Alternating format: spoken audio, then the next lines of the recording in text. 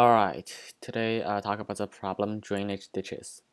So in this problem, we will find all the possible paths to get from 1 all the way to m, and we will take away the maximum flow from that path, and then we'll just keep on doing this until we cannot take away any flow anymore. So the case when we cannot take away any flows is when the capacity of the one of the ditch reaches 0. That means we cannot form a path. So first I will reading the input, and I will increase the capacity from U to V by the F, which is the maximum capacity. I did increase, and instead of creating an adjacency list, I did this because this is easier to operate, because we have to change the capacity really often.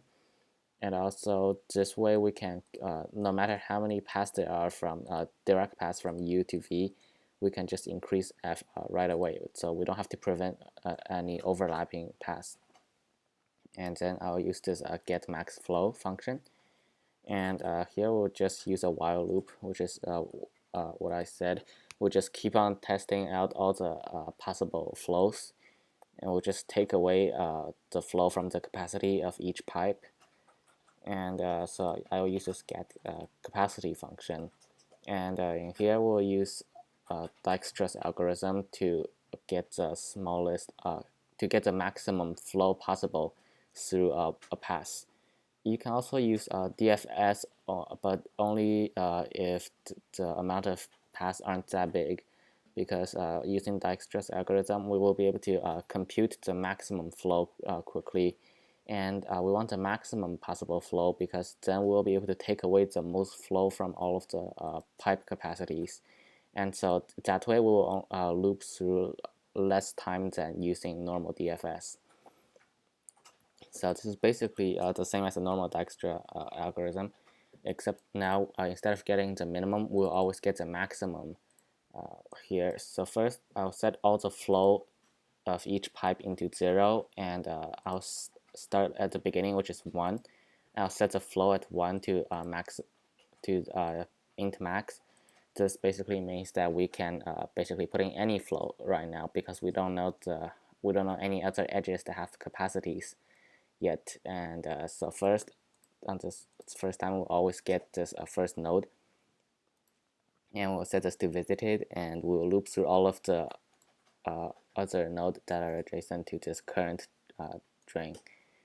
So we'll loop and check if find the minimum of this current flow U.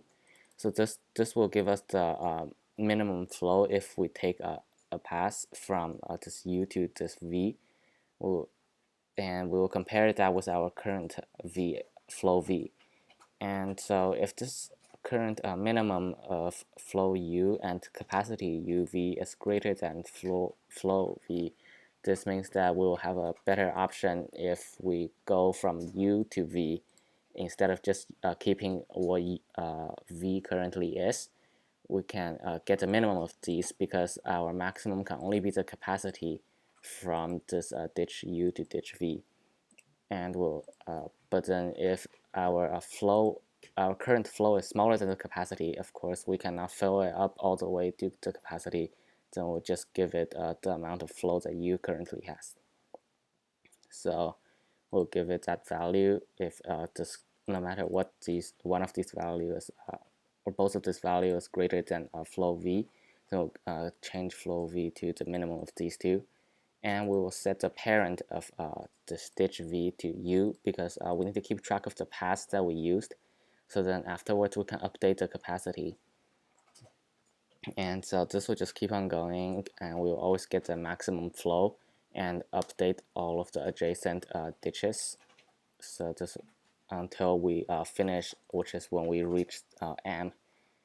And so here we will just check all of the possible check all of our paths, and I will start at node M.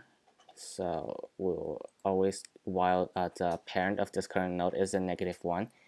So at first here I set everything to -1, so that means that there are no more parents.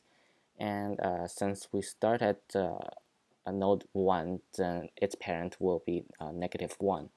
So when we reach a parent node is parent of the node is equal to -1, that means we've finished searching through this whole path.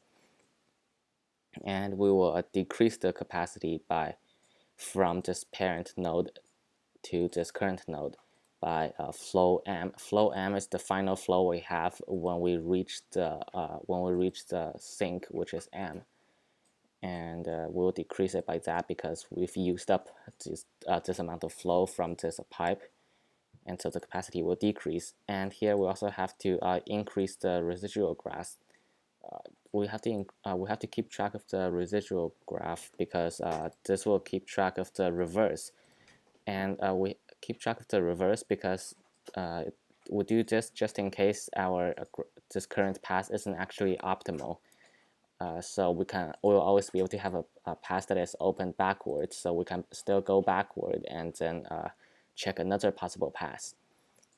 So after we update this, we have to increase this residual edge by the flow, because now it means that we've opened up another possible path from this node to parent of the node. So this instead of going from the parent of the node to the node, we'll go from the node to the parent of the node. So this means that we're going backward. And so after we update both of the capacities, we will set our node to the parent of this current node. So then now we'll just go on all the way until we reach the node 1, and then we'll complete this path and we'll update everything inside this path.